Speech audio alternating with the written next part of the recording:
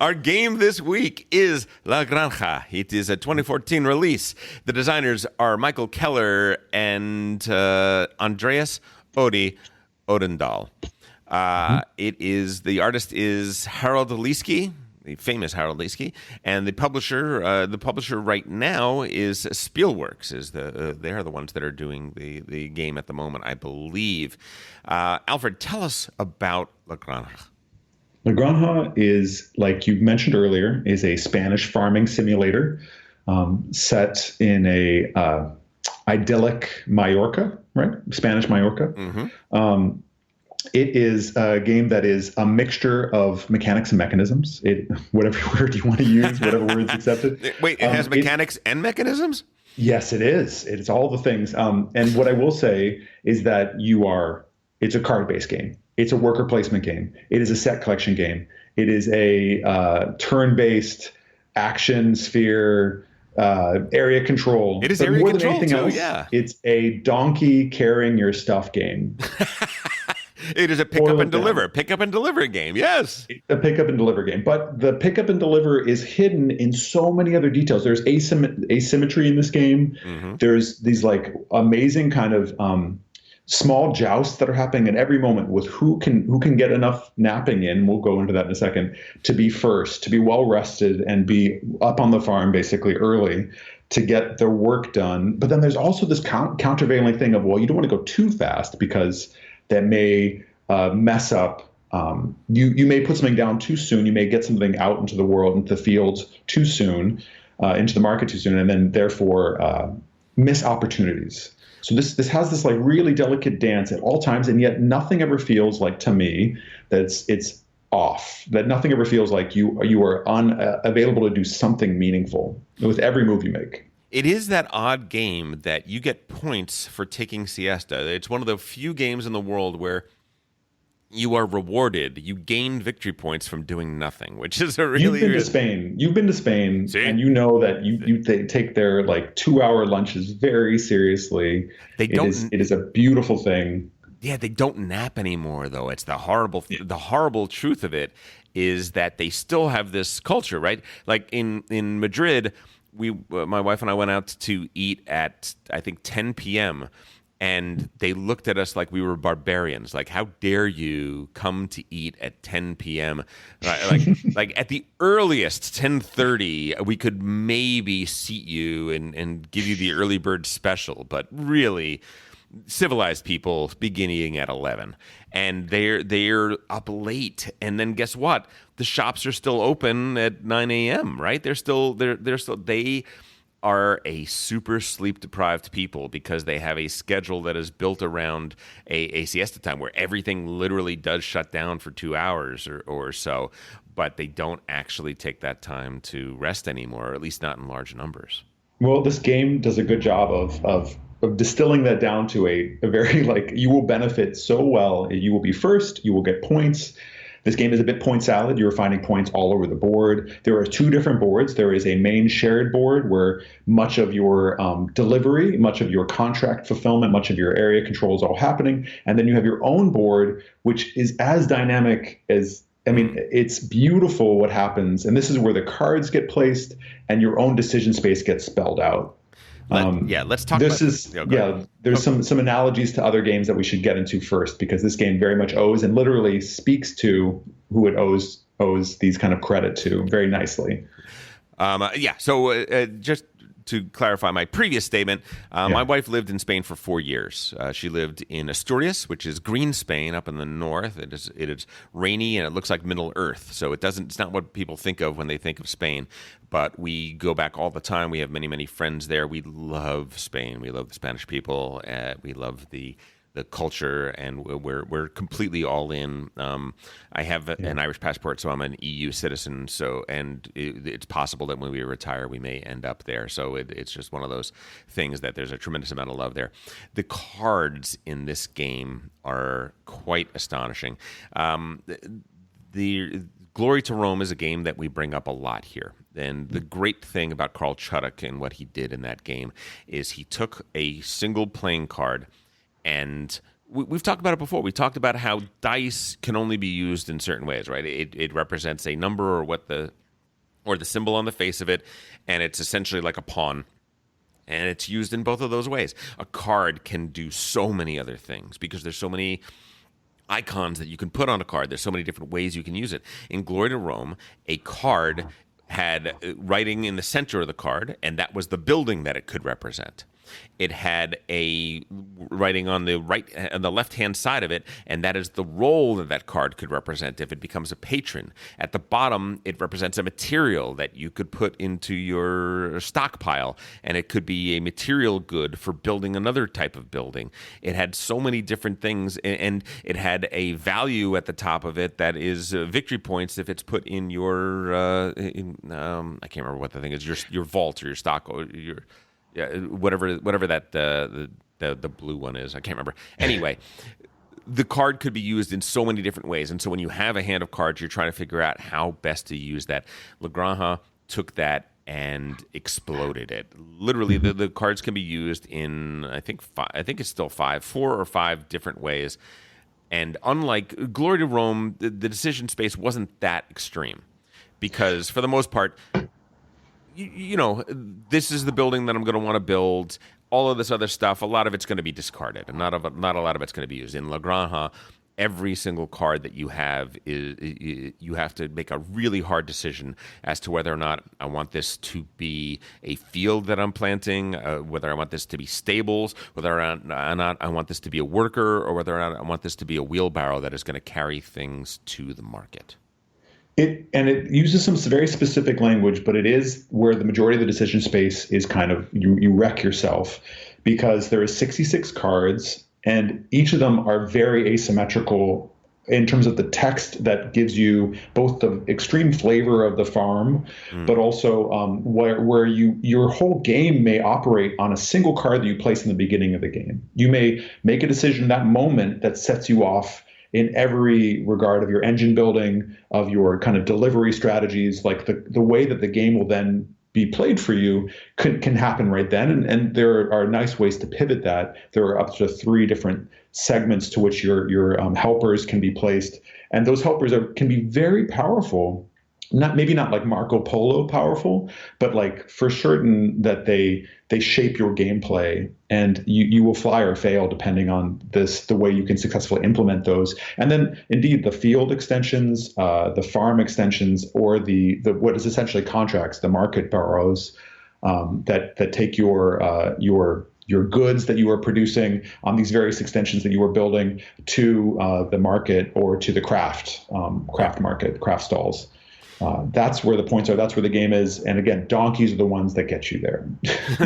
Yeah. So the idea is that we have a nascent farm that doesn't grow anything, that doesn't make anything, that has a couple pig stalls and 1 donkey or something like that, and that's about all it has. And those first cards you're going to place in the first round, you're going to place 2 cards at the beginning of the round. Every other round of the game, you're going to place 1 card from your hand. Your hand sizes starts at 4 and can go up from there. And if you use a card and you place it on the left side of your board, the left side of all these cards show a field. And it could be a grape field, it could be a wheat field, it could be an olive field. And at every round, that's income. As long as that field is bare at the beginning of a round, it's going to generate one of that thing.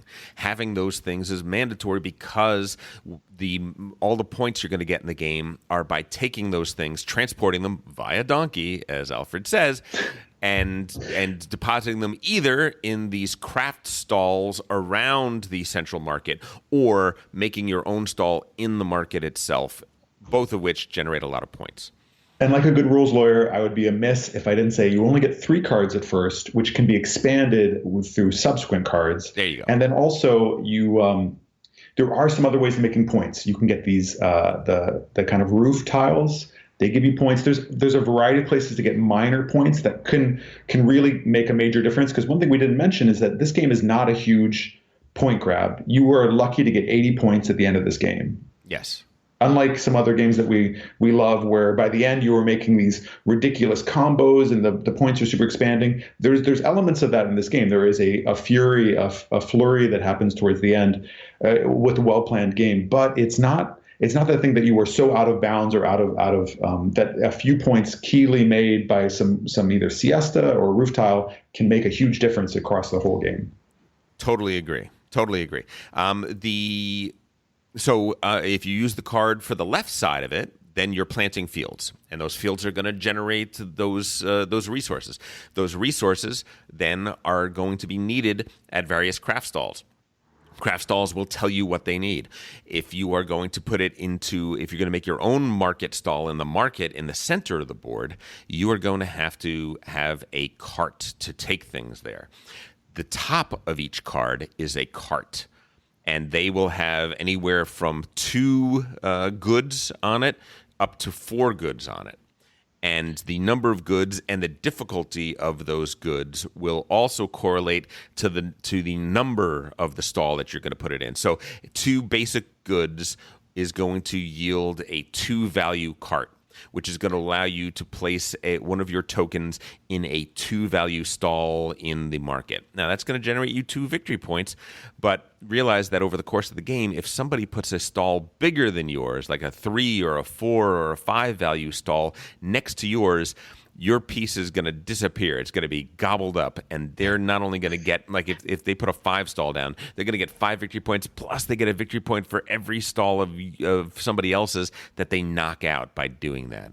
The area control that's where one of the major kind of quibbles are happening. That's where some of the big friction is going on, because here you are, you go first, you napped the best, you siested the most effectively, and you're completing these market barrows. That's the actual term. There's a lot of weird terms used in this game that we're going to go into in a second when we talk about some of the cons, because there's a lot of specific language. Yep. So you're taking the market barrow to the market. You're fulfilling it. You're getting something down, and there you are. You fulfilled a 3, let's say, and you did it. And the next person goes who did not siesta as effectively you, and they just wipe you right away. And so at the end of the round, you're going to get the immediate points, but you're not going to get the lasting points. There's all these little things that upend your strategy because you were effective in going first, and that's the price you must pay.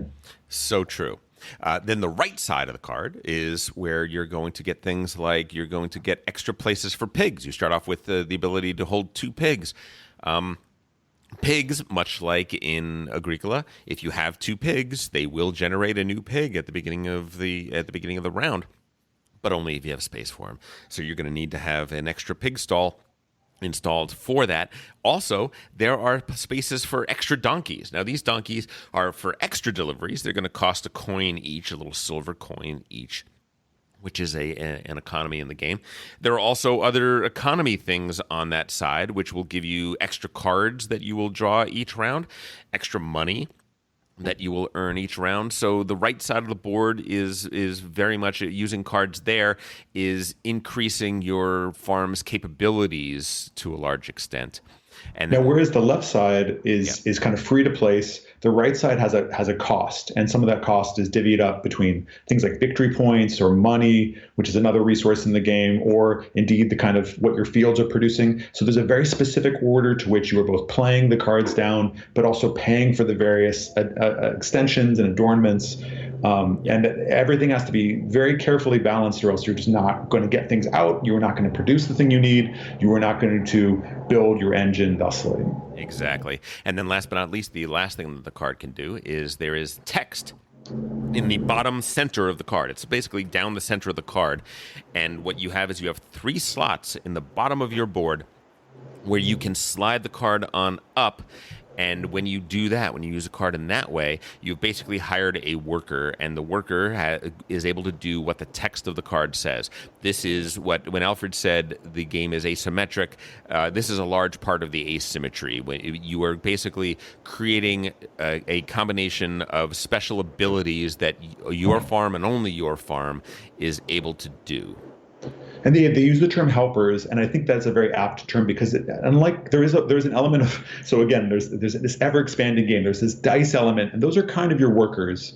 because the dice that get produced, they have various powers depending on what the number shows, and if you are the person to select it. And those kind of come down to your board as being like your selected worker. So you're almost reversed. You, rather than placing it on the board, you place market barrows onto the board, but you are taking these dice as workers. But the helpers can really change your decision space because they are sometimes affecting what's going on with your engine. They're sometimes affecting what's going on with the board. And sometimes, again, they can be very swingy. Suddenly you were doing double actions. Sometimes you were making twice the money or twice the pigs, or have much more capacity for these things or that thing. And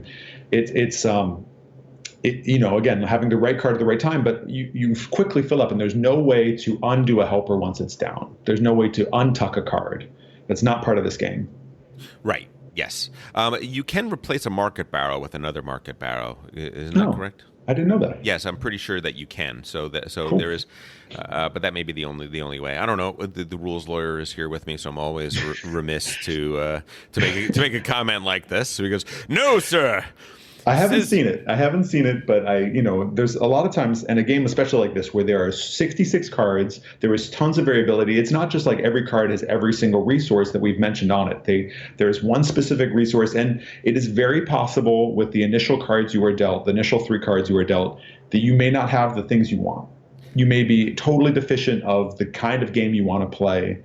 And this is a criticism, a flaw that we can get into, but you can be presented with a series of, or even cards that just don't synergize, period. And other people can have like right away perfect harmony just happening. Yeah, I firmly believe that actually playing La Granja properly, I think the card should be drafted. I think it would be an interesting innovation. I will say that there is lots of time in this game to pivot. Sure. Yeah. There's lots of time to notice, the person in front of me did the thing I just wanted to do, and get the bonus for, etc. There's a lot of going somewhere first and getting a bonus for it. So if you're just a little off, it's like maybe I'm going to change the nature of this. I'm going to transmute it into its higher craft form and put that on the craft market. So, or whatever these kind of pivots might be. There's some space, but I don't think there's that much space. Yeah. So I think a little bit of drafting could be really nice. Yeah, I just think you only have 3 cards to start with. If you keep one and pass 2 and then keep one, it also allows you that wonderful thing in drafting, which is to put together combinations. It's like, oh wow, this card that I kept really goes with one of these 2 cards that I just got, and that yields some possibilities and removes a little bit of the somebody just drew the right 3 cards as opposed to drafting the cards. I mean, it's just a little more to it. I'm just going to say one more thing, is that when you're fulfilling contracts, and even at the beginning of the game, you have these crates. And those crates are the flexible outcome. They are the wilds of this. Now, it's worth saying that the cards with all their powers, the crates with all their flexibility, there's no donkeys. The only thing that appears as a donkey is something you have to pay for as money on the right-hand side. There's no freebie donkeys, basically. So This is, again, the crux of the game. It's like this interplay of you have so much you're doing, they have so much, but then the actual economy comes down to donkeys. So once you have placed your cards and got your farm all set up, the dice are rolled. There'll be 2 dice for each player plus 1 die left over at the end. That die is going to be used by everybody. So everyone's going to get 3 actions, 2 actions from dice that they chose, and then everybody gets to do the action of the die that's left over at the end. And the dice, all they do is tell you which of the 6 actions of the game that you can do. 1 is grab a pig. 2 is usually draw or play a card. A lot of times it's going to be play a card. It could also be take 1 resource, but generally that's field resource. Yeah, one field resource, which is generally a less good way of doing that particular action. Because the die number 3 is take 2 field resources. Die number 4 is take 4 coins. Die number 5 is upgrade 2 of your resources, because guess what? When you have grapes, you can make them into wine. When you have olives, or wheat, you can make it into food. When you have pig, you can make it into jamon. Oh, the delicious jamon. We love it. So the tastiest thing, yeah. We just those love it. Hazelnuts. Yeah, hazelnuts become become gold in the mouth of a pig. Exactly. And by the way, the barrows that have the really high scoring points require a lot of those upgraded items. And then last but not least, number 6, a 6 die gets you a donkey action. And it is worth mentioning, though, too, that number 5 die is not only upgrades, but it's also extra siestas. Yes. And again, since so much of this is tempo based, so much of this game is like, are you doing this action at the right time? This kind of critical decision between like, well, am I taking the resources I need, or do I just get a little extra sleep? I mean, it's not unlike life in some ways. Am I working enough, or do I need to get this sleep so that I can be refreshed for tomorrow? Yes. Yeah, and that's essentially the game. The thing is that on BGA they did a really good implementation of it, because this is a hard game to implement because you have anytime actions all the time.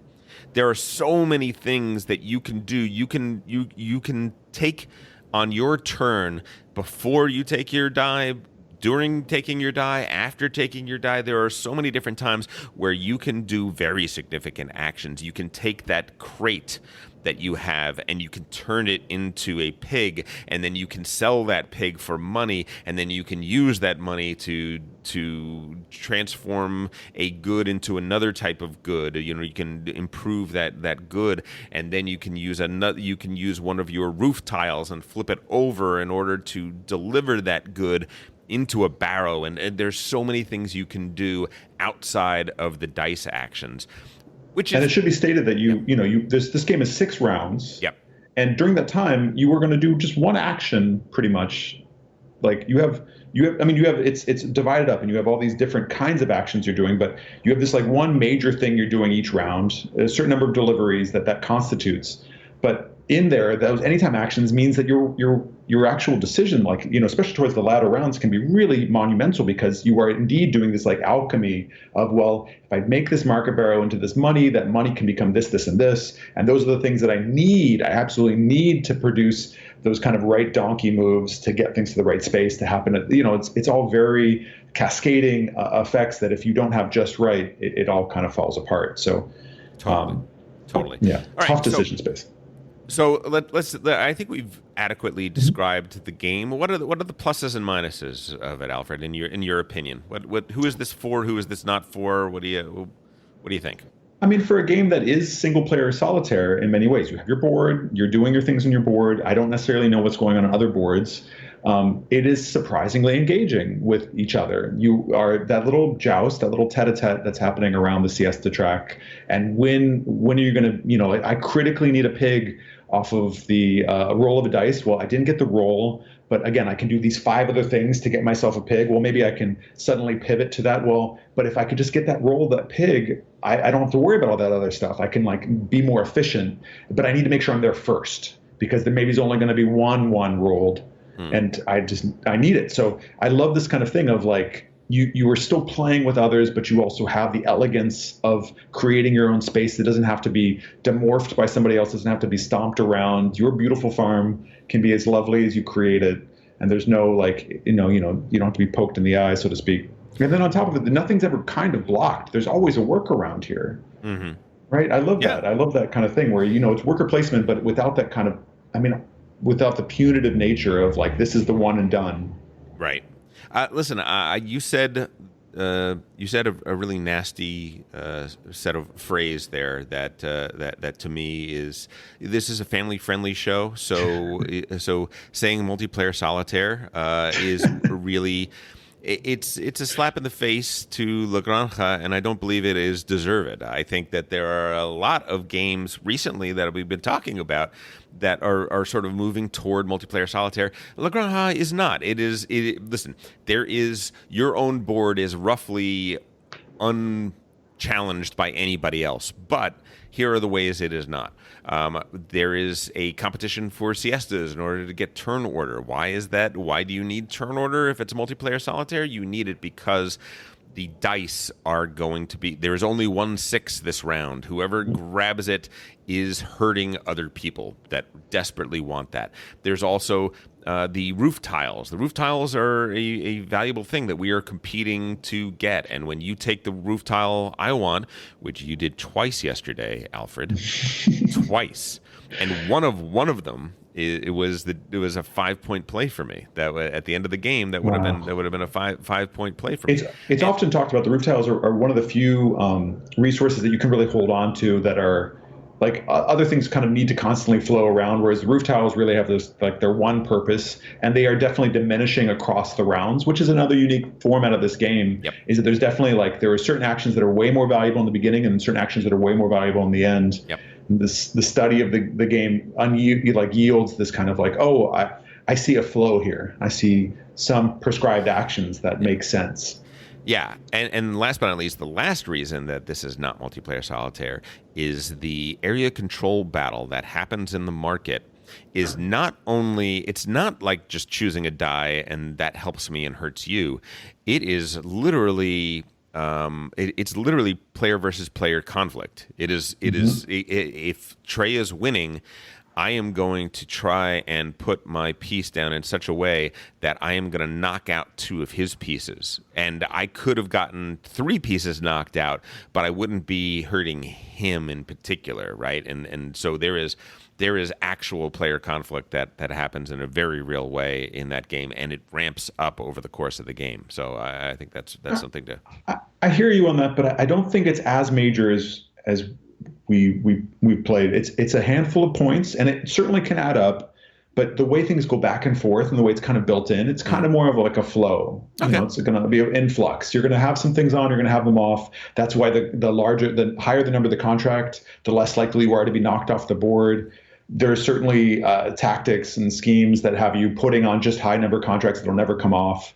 So there's ways to defeat that or deflate that makes it less like constantly something coming on, coming off. I think at a higher level it's less swingy that way, but I could be wrong.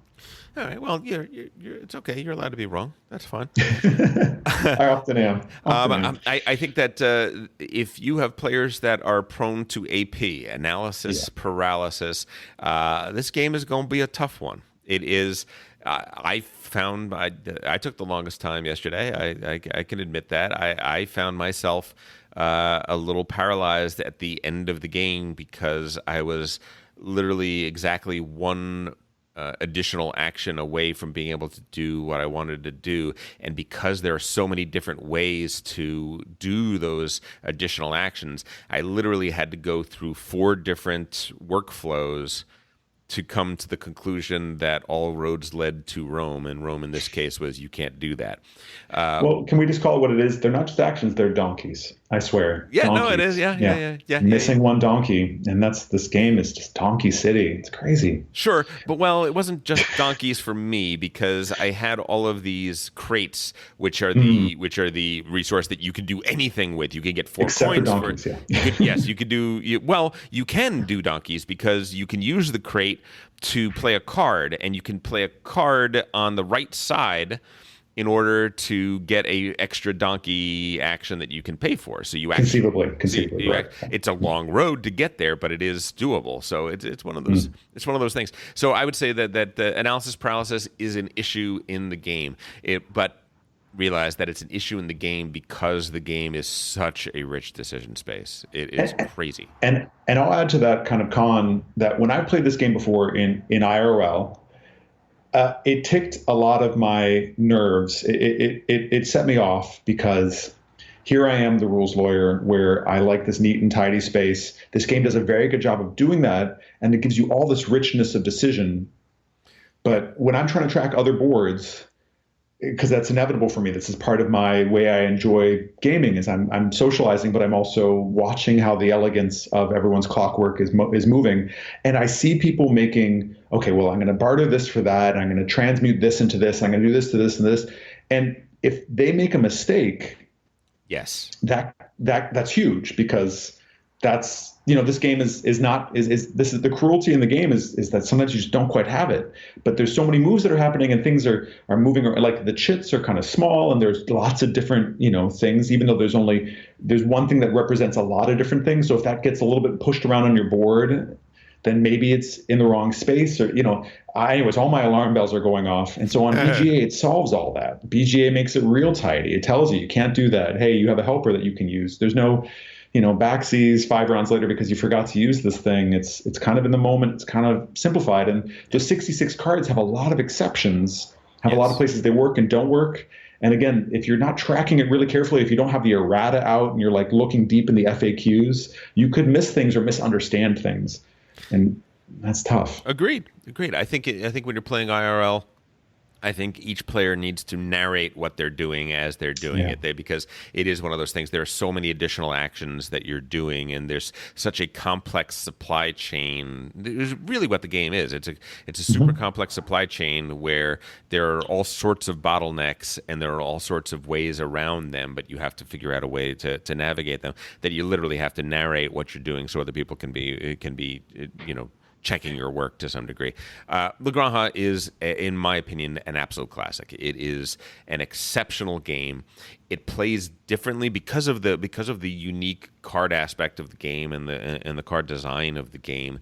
It plays differently than any other game out there. It is quite its own thing, and yet at the same time, I'm still playing a heavy Euro farming game. Medium heavy farming game. So it is familiar, and I can just take a siesta and relax a little bit in the game. And Ben from the podcast, who was a huge fan of this game we were playing with yesterday, was mentioning he owns this game. He's played it so many times, and there's still cards that he hasn't seen really get used or exploited. And so there's like the replayability that he was hinting at, and the kinds that I've been seeing these past couple of weeks playing it on BGA.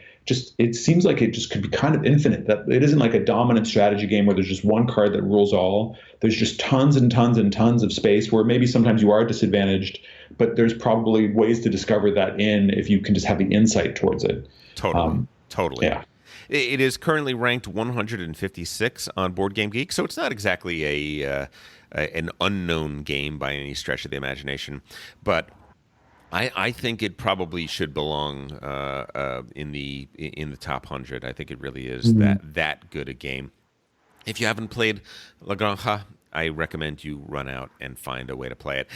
It is on Board Game Arena, and the implementation is fantastic. It really could. Even though it will pester you with the amount of times that you will have an anytime action. Like it'll be like, hey, now's the time. Just get used to clicking through, but also be really wary of clicking too fast. There is that thing of like your mind's on like a goal. You're not thinking about the thing you actually need to do to get there. Sometimes a click happens a little quick, and you've lost out on the thing you really needed. You just didn't remember to do it at that moment. So. Yeah, we've talked of Board Game Arena in the past. There have been some times when this game is brutal on Board Game Arena because you can't undo, and this is the kind of game where you need to undo. In La Granja, it is constantly telling you, hey, do you want to do something here? Hey, do you want to do something here? Hey, here's another opportunity. Do you want to do something here? It's a little annoying on the other side, in that you have to keep clicking pass. But the game is giving you, the implementation is giving you every opportunity to make the kind of really big brain moves that you can make in this game. So yeah, it's great. Hey, if you enjoyed that video, you very well might enjoy the other videos you now see being suggested to you on screen. Also, we'd greatly appreciate it if you could like, share, or subscribe to our Game Brain channel. Thanks so much.